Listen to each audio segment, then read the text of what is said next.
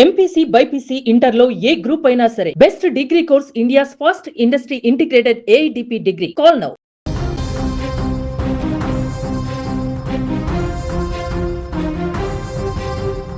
మనకు డబ్బులు కావాలంటే ఏం చేస్తాం? వెంటనే ఏటీఎం సెంటర్కి వెళ్ళి కార్డు పెట్టి నిమిషాల్లో క్యాష్ డ్రా చేసుకుంటాం.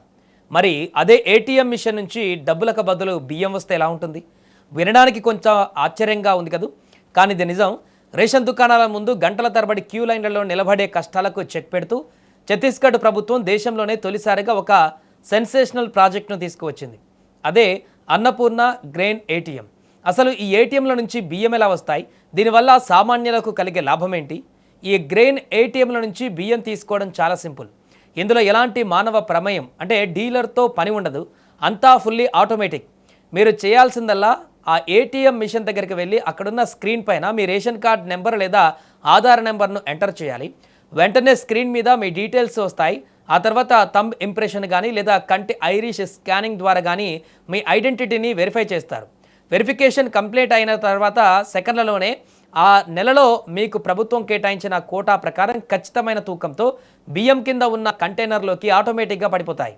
ఇక ప్రస్తుతానికి ఛత్తీస్గఢ్ ప్రభుత్వం ఈ అద్భుతమైనటువంటి ప్రాజెక్టును 3 ప్రధాన నగరాలలో పైలట్ ప్రాజెక్టుగా ప్రారంభించింది. రాజధాని రాయ్పూర్, దుర్గ్ మరియు బిలాస్పూర్ ప్రాంతాలలో ఈ ఏటీఎంలను ఇన్స్టాల్ చేశారు. దీని అతిపెద్ద స్పెషాలిటీ ఏంటంటే బ్యాంక్ ఏటీఎం లాగానే ఇవి కూడా 24 గంటలు వారంలో 7 రోజులు పనిచేస్తాయి. అంటే రోజువారీ కూలీలు, ప్రైవేటు ఉద్యోగులు తమ పని మానుకొని రేషన్ షాపుల ముందు నిలబడాల్సినటువంటి పనే లేదు. డ్యూటీ అయిపోయాక రాత్రిపూట రిలాక్స్డ్గా వెళ్ళి తమ బియ్యాన్ని డ్రా చేసుకోవచ్చు.